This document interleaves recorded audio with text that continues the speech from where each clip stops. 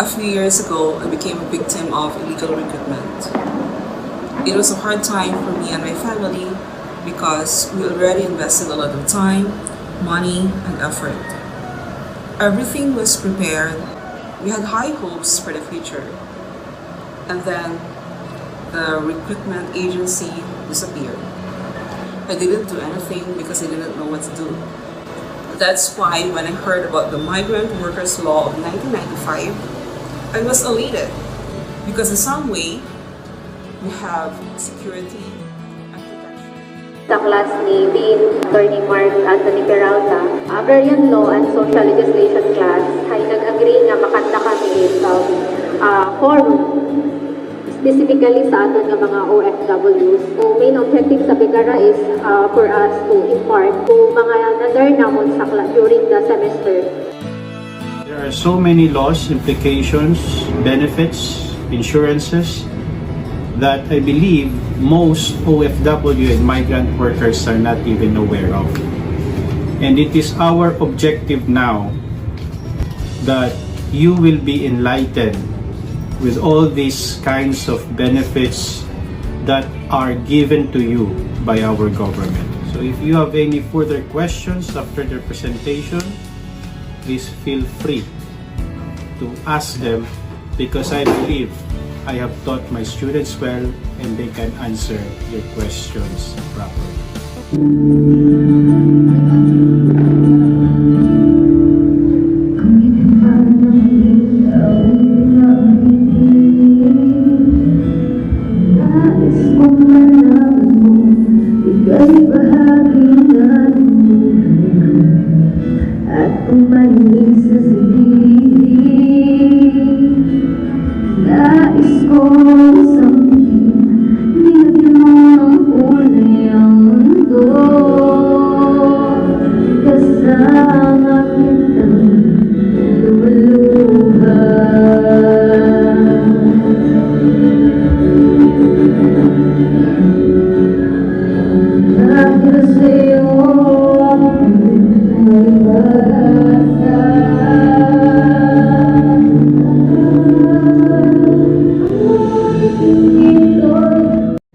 Naalala niyo pa po si Flor Contemplacion?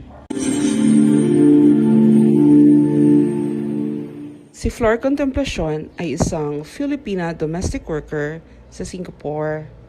Hinatulan siya ng murder sa pagkamatay ni Delia Maga, also another Filipina domestic worker, sa kanang alaga niyang si Nicholas Wang. She was sentenced to death and binitay noong 1995. Hindi naman siguro tayo aabot sa ganong level. But what if our employment was terminated without valid reason? Or nadisgrasya tayo while on duty? Anong pwede nating gawin? The Migrant Workers Act of 1995, as amended, will answer those questions.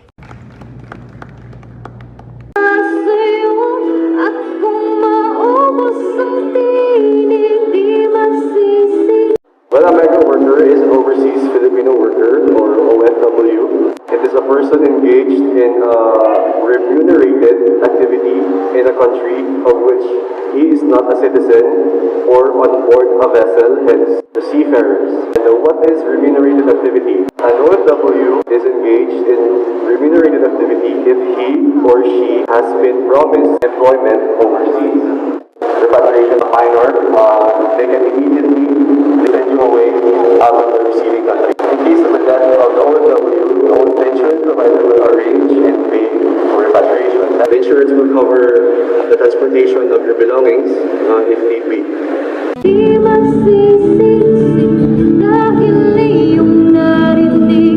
Bago galit na nanay, ako gali ay police officer. Do illegal recruitment ay tumutukoy sa anumang gawa o akto na pagkuha, pagtatala o pagpapahayag ng makakuha ng trabaho sa ibang bansa kahit may bayad o wala. Kapag ang gumawa ng mga aktong nabanggit ay walang lisensya o walang hawak na authority. Kung amat do illegal recruiter, kung amat sagdaman do na yung mga trafficker, ay parehos man lang sandaron nga tarantado. You must check the job offer, dapat POA approved. Avoid na doon ng mga internet job offers requiring immediate payment, procedure, application. Pwede ka mo gagawin ka report kung may inyo nga ginareklamo sa POEA's Anti-Illegal Recruitment Branch or sa PNP nga malapit sa inyo, NBI. Ito si Lilo, ito atong karon sa regional office Iduli ag atong nga POA.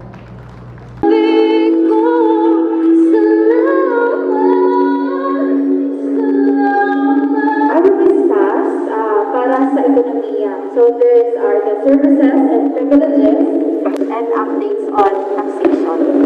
Ang income po ninyo abroad, hindi po yan subject sa Philippine taxation. So business tax, for example po, doon kayo sa ibang bansa, meron po kayong pinapatayong negosyo dito or nag-establish kayo ng business bago kayo umalis. Other taxes po, travel tax and airport fee, exempt po siya. And then the documentary stamp sa mga remittances po ninyo. Before po tayo ma-exempt, kailangan po tayo mag-present ng ating overseas employment certificate.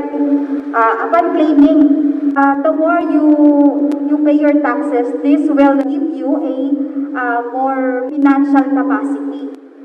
Kung mag-apply kayo sa mga bangko ng loan, meron kayong financial capacity.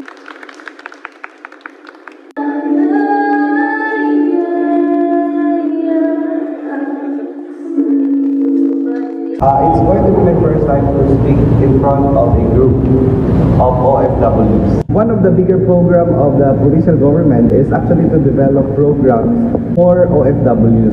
Part is recruitment activities. So what we do is we partner with the agencies para mag-conduct ng recruitment. We are opening the door of Provincial Employment Services Office as a place for companies to get in and recruit manpower from Aklan. Pag nag-apply ka mo sa peso, this is a legal company na ina-applyan nyo. Sure kayo na hindi ito illegal. Naglagay kami sa Facebook SRA, nag-announce kami SRA, these are for overseas. Wala daw kaming way to reach them. Eh kung hindi ka naman nagpunta ng peso, hindi ka nakapag-fill up ng registration form, how can we reach you? We are the most apolitical provincial government agencies. Nakakatawa lang when I am reading your application letter kasi nakagraduate ng 4 years, so the application letter is actually parang gawa ng elementary.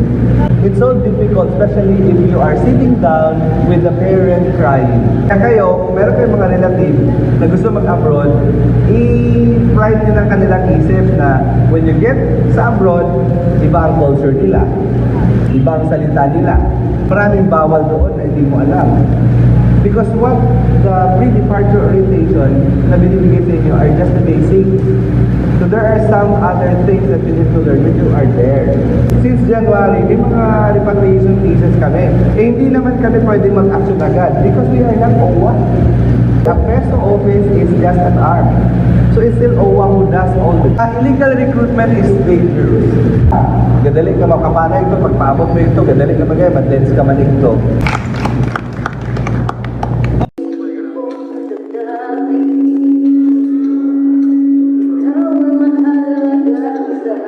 Alis tayong legal para sa ganun, kung makaproblema pa tayo sa ibang bansa, madali po tayong makalapit sa lahat ng ahensya ng gobyerno. Kasi mismo ang OWA, hindi sila sa atin tutulong kung umalis tayo na undocumented. May lumapit sa akin last year, nagkasatin sa China, balibad sa OWA, kasi nga, ginagawa na imaw ito sa OWA. So, imaw ito ay imalasyon yun, ginagawa ito ang kabuhi nga, makahuli mo yung kabuhi, nga saan ang pamilya. So, mga Pilong community lang sa China, sir, katulad ng Simon Paagi, paano mo yung makahuli. So, be careful din kita karon. Nga i-ensure natin sa ating mga OFWs.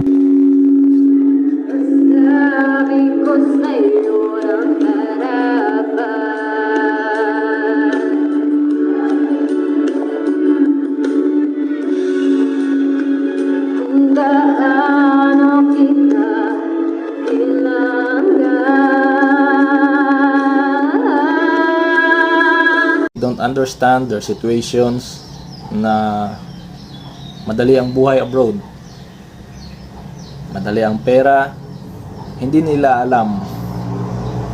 nila alam ang sinasabi nila. Many Filipino workers experience challenges such as adapting the cultures of country and missing their families back home, sacrificing themselves in order to provide our needs. The promise of a better life overseas has led to a loss of skills, talents, and potential in our country, as well as the separation of families, which I think is a huge sacrifice that no amount of money can make up for.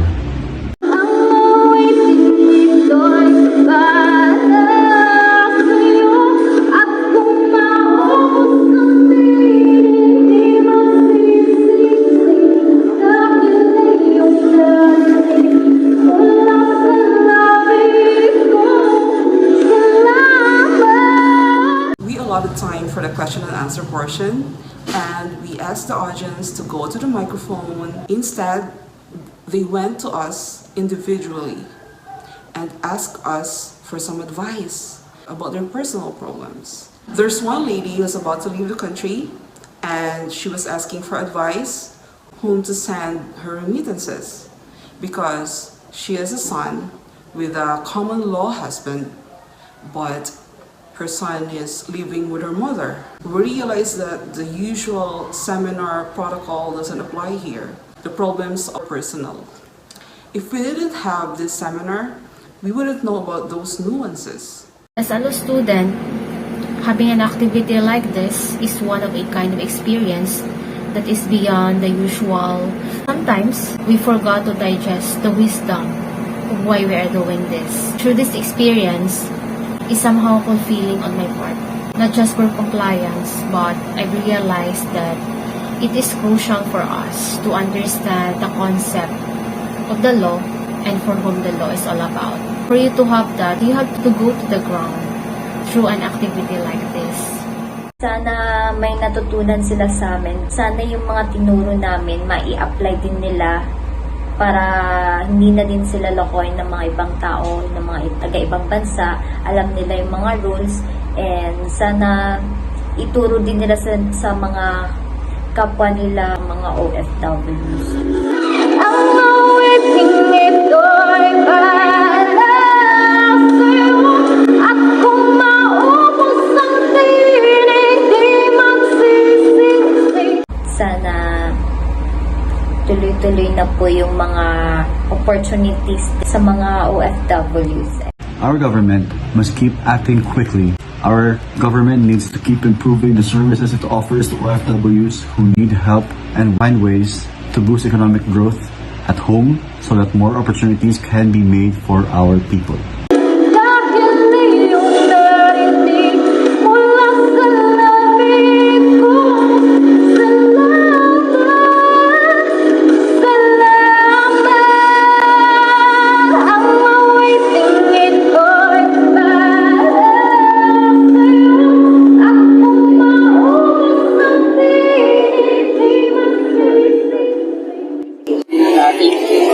Opportunity na nataon ninyo nga learnings to provide security at assurance sa wherever na sa buwangan ng ibang bansa OFWs. So may security sa mga bata ma-reach out para sa mga assurance at security. Thank you.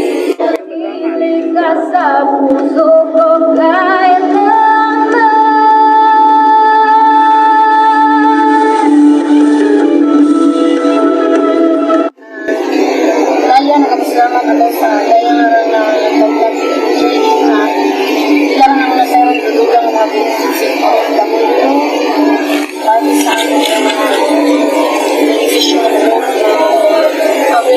sa pag-benepisyo at sa kapitang community sa pagpapalito. Para sa'yo ako'y lalaban, ako'y lalaban.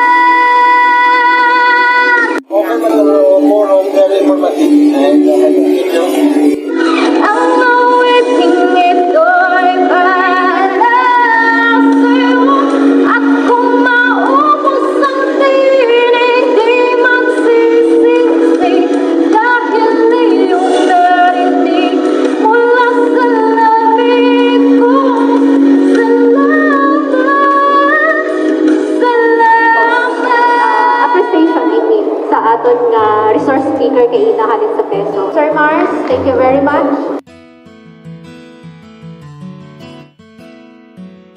My message to our Filipino workers, especially my family working abroad, thank you for your sacrificing. We know na hindi madali magtrabaho, lalo na kapag malayo sa pamilya. Pero pinili nyo pa rin makipagsapalaran para maihahon ang pamilya. Mabuhay po kayo. While we may be students as of this time, the trust and confidence from the participants is very overwhelming. Hearing words such as, "Ma'am, sir, we will remember all of you so that when you become lawyers one day, we can have free legal assistance." Well, after 4 hours of discussion, they deserve such. Thanks to our modern heroes whose hard work and sacrifices have made our country proud and helped our economy grow. This is the backbone of our country. Thank you and God bless.